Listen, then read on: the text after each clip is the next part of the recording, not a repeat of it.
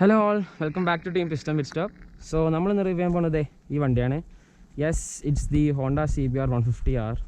First തന്നെ നിങ്ങൾക്ക് എന്താ തോന്നാറില്ല, പക്ഷേ എനിക്ക് പേഴ്സണലി എൻ്റെ ഫേവറേറ്റ് കളർ റെഡ് ആയതുകൊണ്ടും വണ്ടി ഭയങ്കര അട്രാക്റ്റീവാണ് ഈ കളർ സ്കീമിൽ.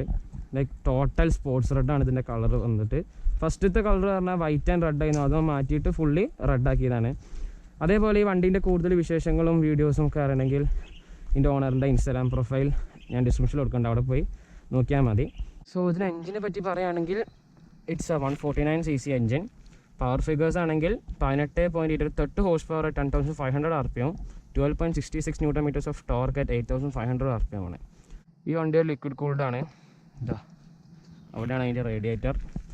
വണ്ടി ഇപ്പോൾ ഇത്ര നേരം ഓടിച്ചിട്ട് എൻ്റെ ഒരു ഫസ്റ്റ് ഇമ്പ്രഷൻ എന്നൊക്കെ പറയുകയാണെങ്കിൽ വണ്ടി അത്യാവശ്യം നല്ല പവറുള്ളൊരു വണ്ടി തന്നെയാണ്.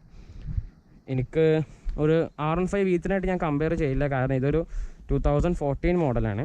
സോ അന്നത്തെ R15 വെച്ച് കമ്പയർ ചെയ്യുമ്പോൾ ഇതിന് നല്ല പവറുണ്ട്. ഇതിൻ്റെ ടയർ സൈസൊക്കെ വരികയാണെങ്കിൽ 180/17 ഇഞ്ചസും ഡിസ്ക് സൈസ് 276 mm ആണ് വരുന്നത്. അത്യാവശ്യം നല്ലൊരു ബ്രേക്കിംഗ് പെർഫോമൻസ് തന്നെ ഈ ഡിസ്ക് തരുന്നുണ്ട്. മുന്നേ നോക്കുകയാണെങ്കിൽ കണ്ടില്ലേ, റിമ്മ് നല്ലൊരു രീതിയുണ്ട്. സസ്പെൻഷൻ പറ്റി പറയുകയാണെങ്കിൽ ഇതൊരു ടെലിസ്കോപ്പ് സസ്പെൻഷനാണ്. പിന്നെ ഫ്രണ്ടിലത്തെ ഇൻഡിക്കേറ്റേഴ്സ് ബേസിക് ബൾബാണ്, പക്ഷേ വണ്ടീൻ്റെ ലുക്കിന് അത് തീരെ ബാധിച്ചിട്ടില്ല. കണ്ടില്ലേ, നല്ലൊരു ഡിസൈൻ തന്നെയാണ് ഹോണ്ട ഇറക്കിയിരിക്കുന്നത്. ഹാലോജൻ ബൾബ് തന്നെയാണ് ഹെഡ്ലൈറ്റിൽ, പക്ഷേ പാർക്ക് LED ആണ്, ആഫ്റ്റർ മാർക്കറ്റാണ്. ഫ്രണ്ടിൽ നോക്കുമ്പോണ്ടില്ലേ, ഇതാണ് വണ്ടീൻ്റെ ഒരു ലുക്ക്. ആ ഹെഡ്ലൈറ്റിൻ്റെ സെക്ഷൻ തന്നെ എനിക്ക് ഭയങ്കരമായിട്ട് ഇഷ്ടപ്പെട്ടു, കാരണം എസ്പെഷ്യലി ഈ 2 പാർക്ക് ലൈറ്റ്.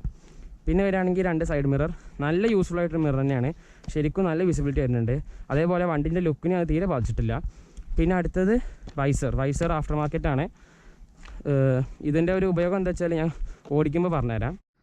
ഇതാണ് ഈ വണ്ടീൻ്റെ ബാക്കത്തെ ലുക്ക്. മുന്നത്തെ അതേപോലെ തന്നെ 2 ഇൻഡിക്കേറ്റേഴ്സും ടെയിൽ ലൈറ്റാണ് ഇങ്ങനെയാണ്. നല്ല ലുക്കുണ്ട് കേട്ടോ. ഈ വണ്ടീൻ്റെ സസ്പെൻഷൻ മോണോഷോക്കാണ്. ടയർ സൈസിനെ പറ്റി പറയുകയാണെങ്കിൽ 140/17 ഇഞ്ചസാണ് ടയർ സൈസും. ഡിസ്ക് 220 mm ആണ്. ഇതിൻ്റെ എക്സോസ്റ്റ് കണ്ടില്ലേ, ഭയങ്കര സ്മോളാണ്. അതേപോലെ സൗണ്ടിനെ പറ്റി പറയുകയാണെങ്കിൽ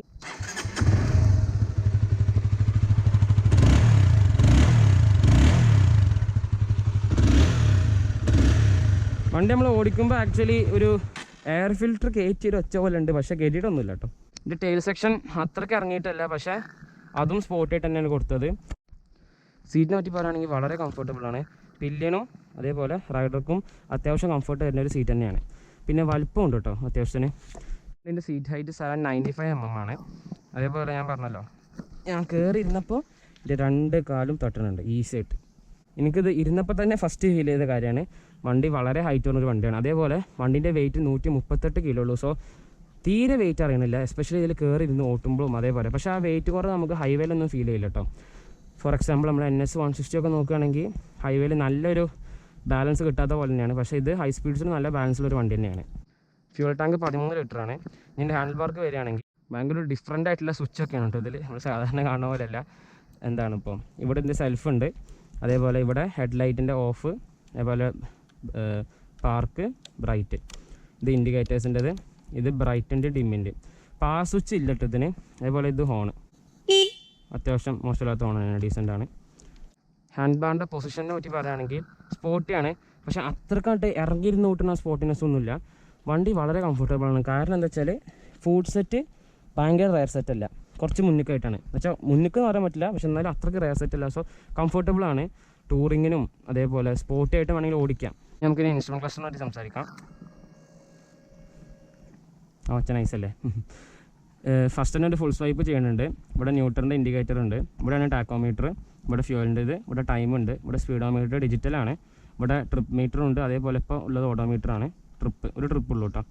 ഇവിടെ ടെമ്പറേച്ചർ മീറ്റർ ഉണ്ട്, അതെനിക്ക് ഭയങ്കര ഇഷ്ടമായി. ഇവിടെ ഇൻഡിക്കേറ്റർ ഉണ്ട്, അതേപോലെ ഇവിടെ ബ്രൈറ്റിൻ്റെതും ഉണ്ട്.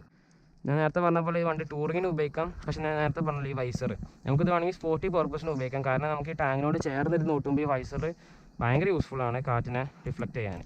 ഈ വണ്ടിക്ക് ഒരു സെൻറ്റർ സ്റ്റാൻഡ് ഇല്ല. പിന്നെ ഈ വണ്ടീൻ്റെ ഗിയർ ബോക്സ് പറ്റി പറയുകയാണെങ്കിൽ 6 സ്പീഡ് ഗിയർ ബോക്സ് ആണ്.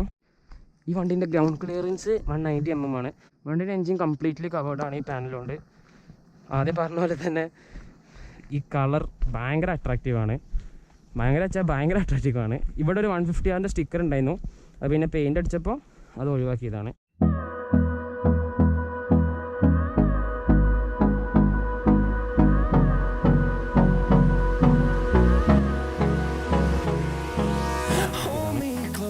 വണ്ടി നമുക്ക് ചെറുതായിട്ട് ഒന്ന് ലോൺ ചെയ്ത് നോക്കാം.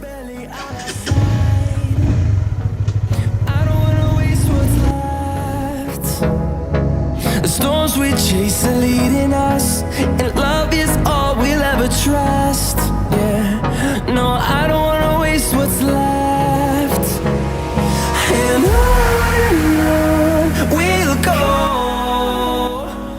through the wastelands. ഞാൻ ഈ വണ്ടി ഓടിച്ച് നോക്കിയപ്പോൾ എനിക്ക് ഫസ്റ്റ് ഫീൽ ചെയ്ത കാര്യം, പെർഫോമൻസ് വൈസ് നോക്കുകയാണെങ്കിൽ വണ്ടീൻ്റെ ശരിക്കുള്ളൊരു പവർ നമുക്ക് ശരിക്കും ഫീൽ ചെയ്ത് 5000-6000 RPM കഴിഞ്ഞാലാണ്. കാരണം ലോ റേഞ്ച് മോശമല്ല, പക്ഷേ ശരിക്കുള്ള പവർ നമുക്ക് കിട്ടുക അത് കഴിഞ്ഞിട്ടാണ്. ഞാൻ പിന്നെ വണ്ടി ഏകദേശം നമുക്ക് 12000 RPM വരെ കയറ്റാം.